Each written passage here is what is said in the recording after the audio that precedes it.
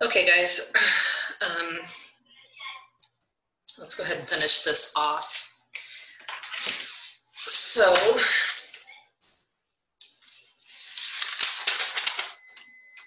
all right, I'm going to start this part by going ahead and giving some notes.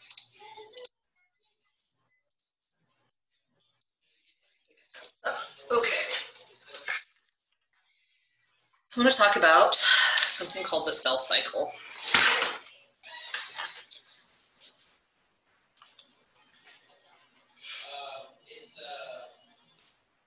Maybe. Come on, there we go. Okay. So the cell cycle is this process that goes from, the formation of a new cell to through its division. So new cell.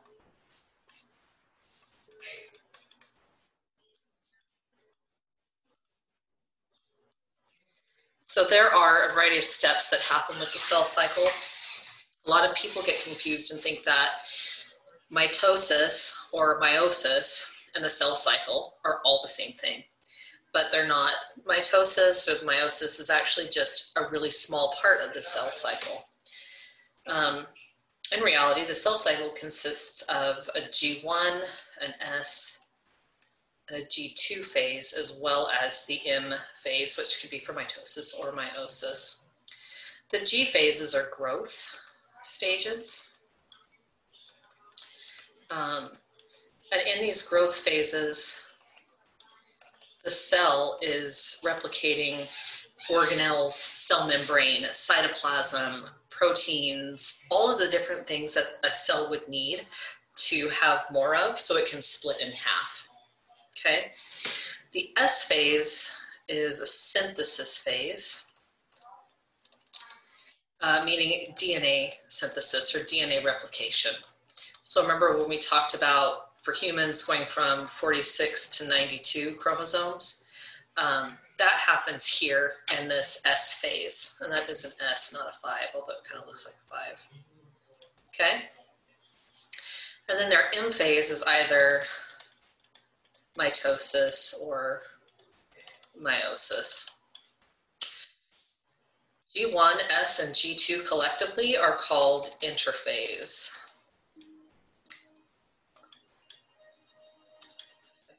Right, there we go. Okay, the cell spends most of its time in interphase. The mitosis/meiosis part is really short. Okay, so the M phase, though, does have its own series of steps.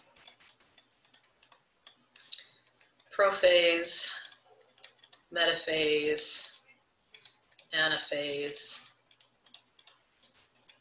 and telophase. You do need to remember these in order because the steps themselves are ordered. One thing has to happen before the next, and so on. So a way to remember them in order is PMAT, P, M, A, T. Okay? Before I go over those steps, let me show you kind of an image of the cell cycle. Here we go. So again, as you can see,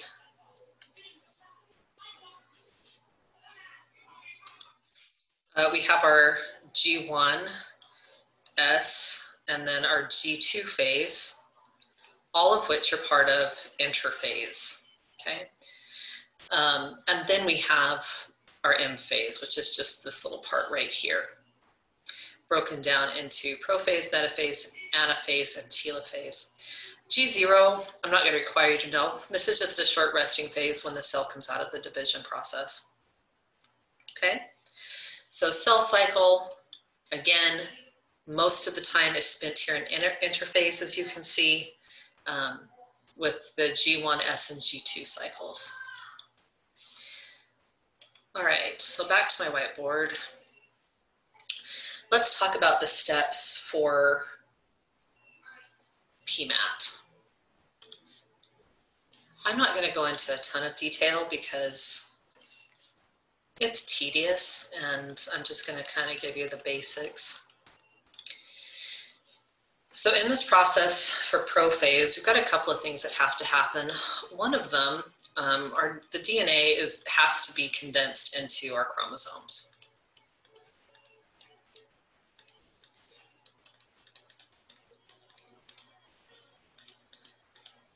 Right, we have to make sure that that DNA is packed correctly so that we can get everything we need for this division process.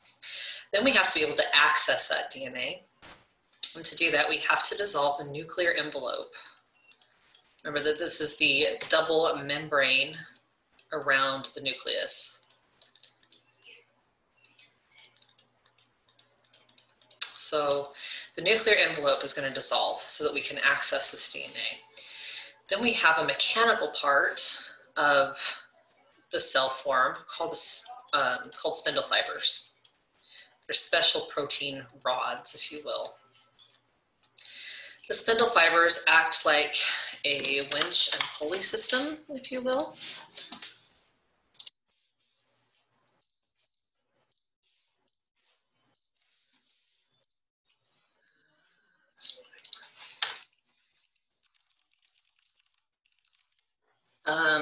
So something like, I forget.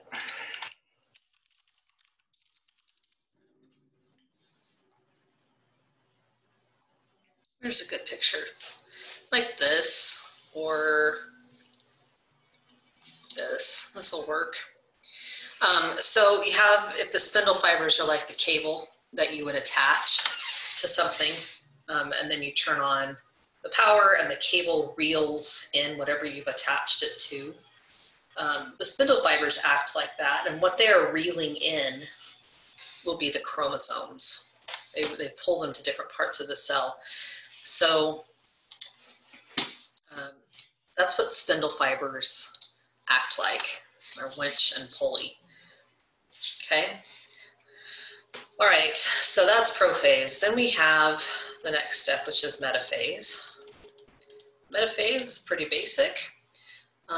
The chromosomes are going to line up along the middle of the cell.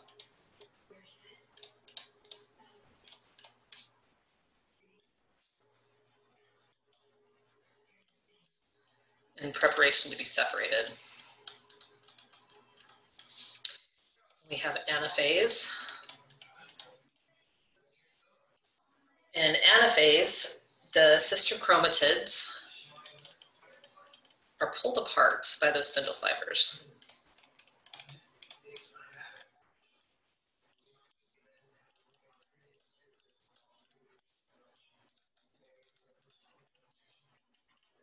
Okay, they get pulled apart.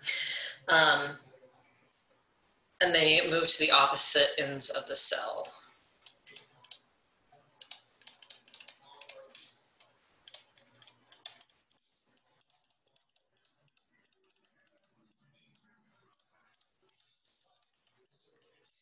And then we have the final step of mitosis, which is telophase. Telophase is essentially a rewind of prophase, if you will. It's the opposite. So the spindle fibers are taken apart.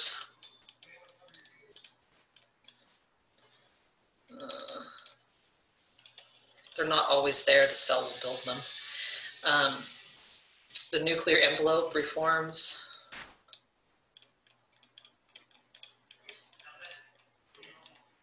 And the chromosomes unwind.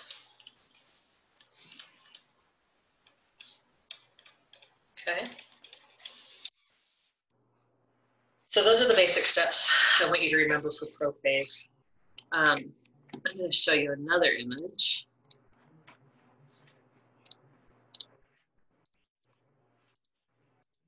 Here it is.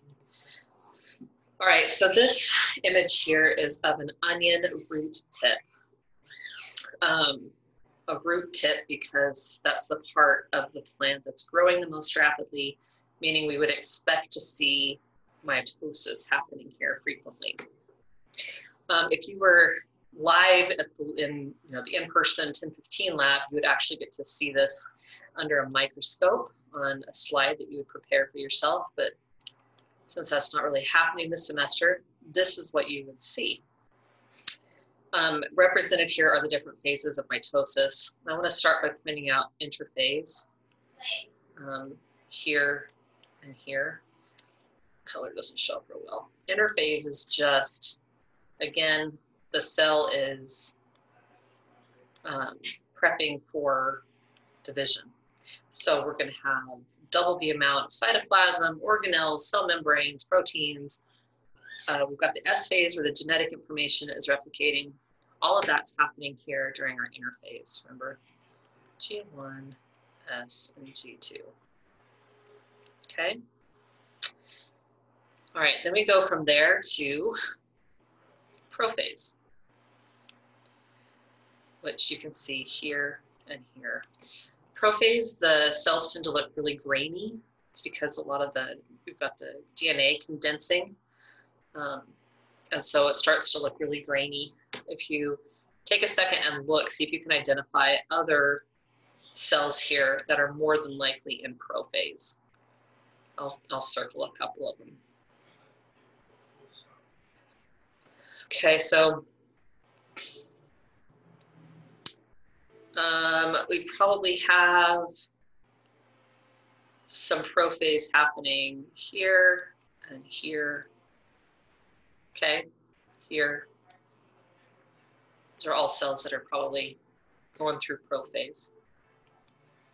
From prophase, we have metaphase. Remember that metaphase is where we see very clearly the chromatids are going to line up along the middle of the cell. Okay, as you can see happening. There are spindle fibers attached to the centromeres of those chromatids right now.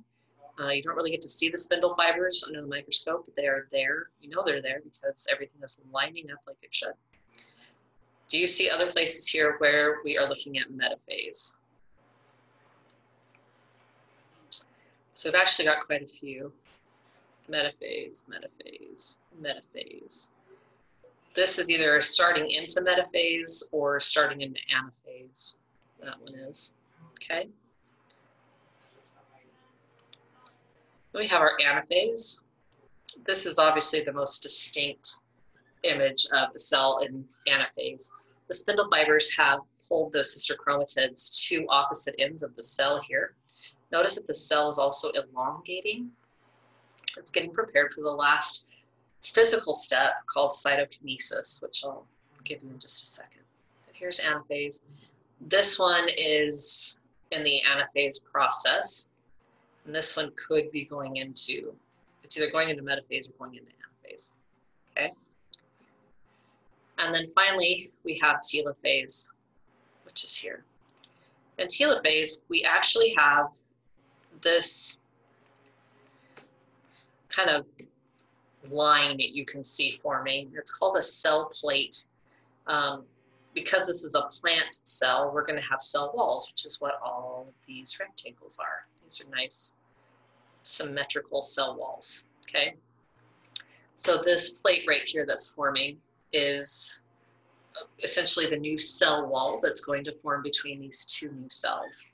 And in telophase, of course, we've got our genetic material that's going to unwind again, and nuclear envelope's going to reform, spindle fibers are taken apart, okay?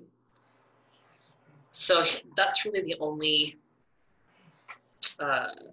image of good telophase happening in this slide, okay? All right, so the other term I need to give you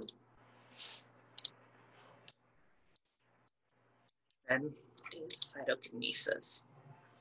Cyto meaning cell. Kinesis, K-I-N-E, usually is referring to movement. So cytokinesis is the splitting of the cell itself. So you can think about splitting of the cytoplasm and organelles.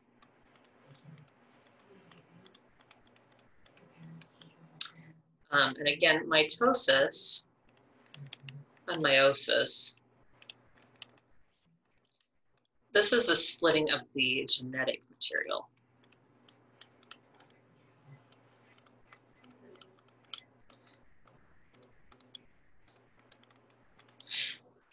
have mitosis, PMAT, happening, part of this mitotic process. We have cytokinesis that's starting to take place usually around anaphase or early telophase, which is happening at the same time. In an animal cell, it's going to create something called a cleavage furrow, which essentially looks like that. And you have the, here's your nuclei over here. And this is where these two cells are going to pinch apart. That forms during cytokinesis.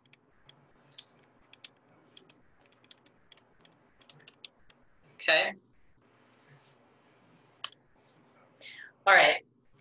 So those are the phases of mitosis. Meiosis, the steps are almost completely the same.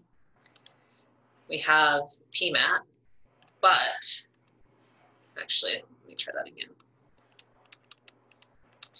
Meiosis does PMAT twice. So we have meiosis 1 process, prophase 1, metaphase 1, anaphase 1, telophase 1, and then we have meiosis 2. Prophase 2, metaphase 2, anaphase 2, telophase 2. So if I go back to that drawing I did kind of at the beginning where I had my 92 chromosomes that are going to split into 46. This first process is meiosis 1. Then when I take my 46 and I split them again, that process is meiosis 2. Okay? So meiosis 1 takes us from our 92 to the 46. Meiosis 2 goes from our 46 to the 23. And at the end, we have our daughter cells, or in this case, or egg or sperm cells. Okay. I will tell you about one difference that is extremely significant when it comes to, let's try that again, when it comes to meiosis versus mitosis. And that is something called crossing over.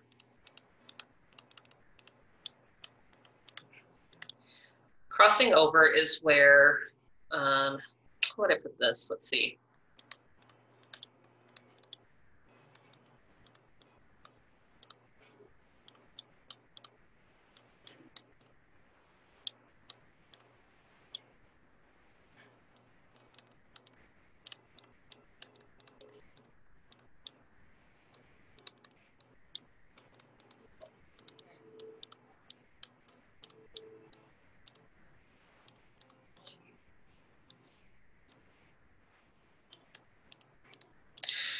So during crossing over, part of the chromosome from mom switches places with part of the chromosome from dad.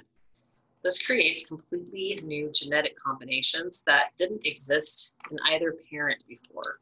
It's one of the reasons that meiosis brings such great amounts of genetic diversity.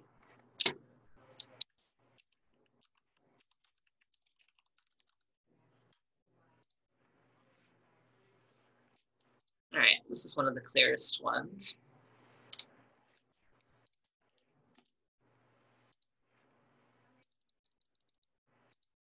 But first, let me also pull this back up.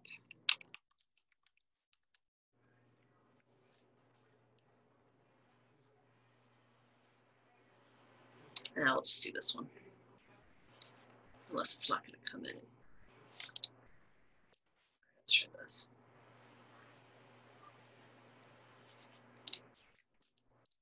All right, so I'm back to karyotype again because I wanted to show you what I mean by one from mom and one from dad. Okay, remember that we have our number 1 chromosome set, number 2, get 1 from mom and 1 from dad, right? Okay, same with number 2, same with number 3. When you have this mix of 1 chromosome from mom and 1 from dad, but they're the same chromosome number, Those are called homologous chromosomes. And yes, you need to know this. Consider this one of your notes. Okay. So they're both chromosome number 3, which means they have the same type of genetic information on them, meaning they would both code for, let's pretend like this chromosome carries the genes for hair color and height and skin color. Both chromosome number 3s would carry that. But just like there's lots of different hair colors, the hair color on mom's number 3 might not be the same as the chromosome on dad, or the hair color on dad's number 3, okay? But homologous chromosomes carry the same genes, but different versions of them. All right, so now that I've shown you that, let's look again at this, okay?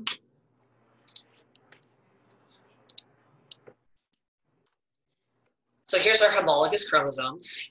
Notice that, by the way, these chromosomes have made exact replicas. Do you remember what these are called when they make an exact copy of themselves? These are sister chromatids.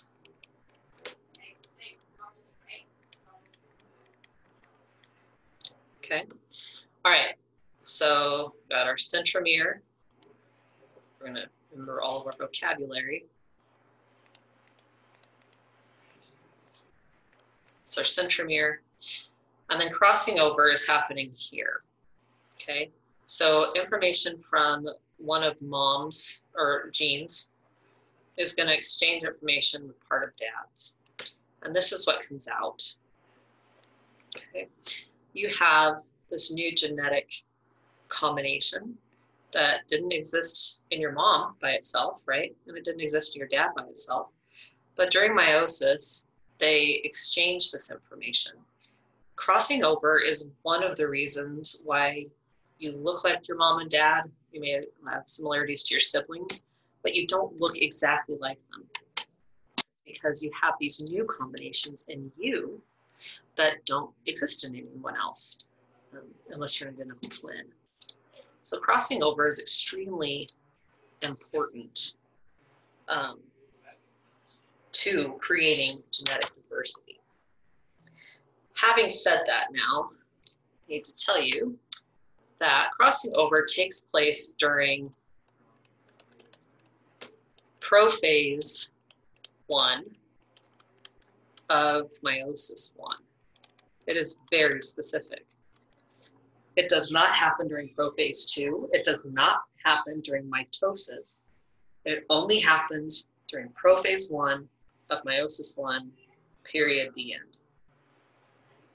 Okay?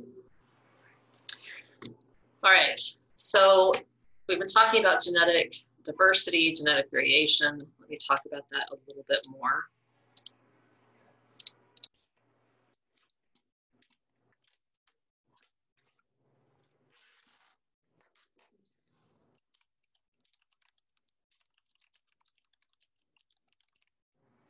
So part of it, we just talked about, comes from crossing over. This brings genetic variation by giving us new genetic combinations, okay?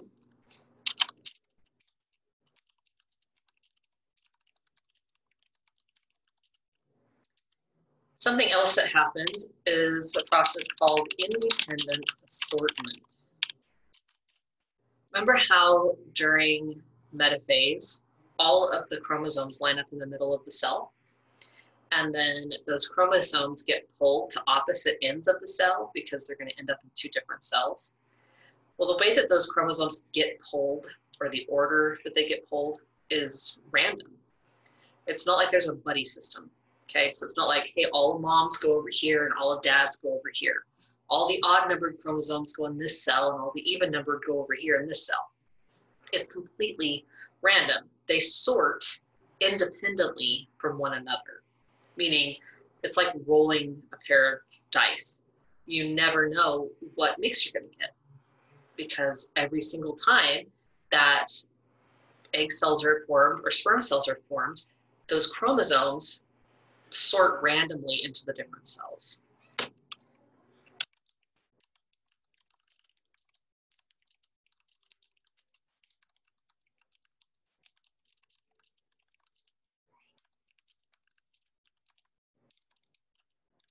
Okay, so again, there's no buddy system here. Finally, we have random fertilization, which is what it sounds like.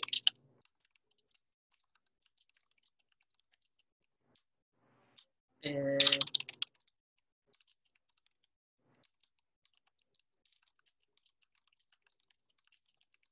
okay, it's random. That means you have no idea what the genetic combination is going to end up, because you don't know what the genetic combination, the genetic combination of that egg is because of crossing over an independent assortment, nor do you know what the combination is going to be in the sperm, also because of crossing over an independent assortment. A human male or female are capable of producing 8 different chromosome combinations in their gametes. Okay, so you by yourself right now, throughout your lifetime, you have the potential to create 8 million unique sperm or egg cells. That's a lot. 8 million. None of them alike. That means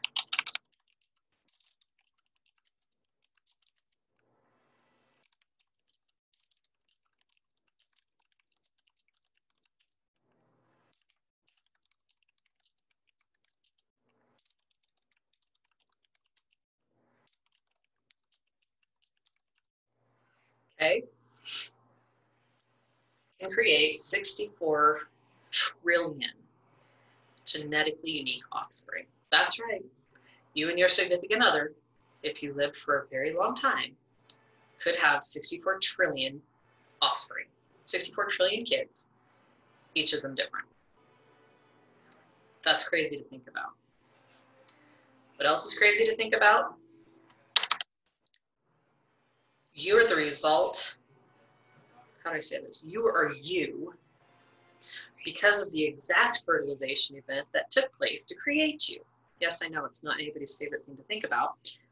However, if you step outside for a second of the grossed out part that you have to think of with this and realize that if you've been conceived the month before or the month after you were actually conceived, you wouldn't be you as you know it. It would have been a different egg and different sperm.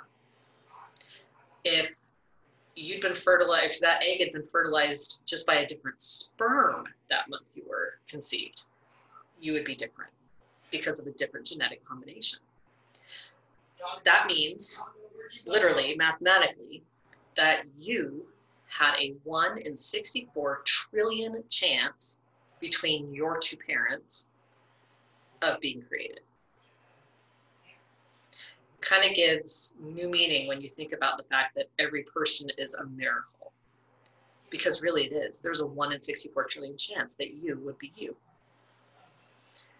So, anyway, that is the end of this lecture.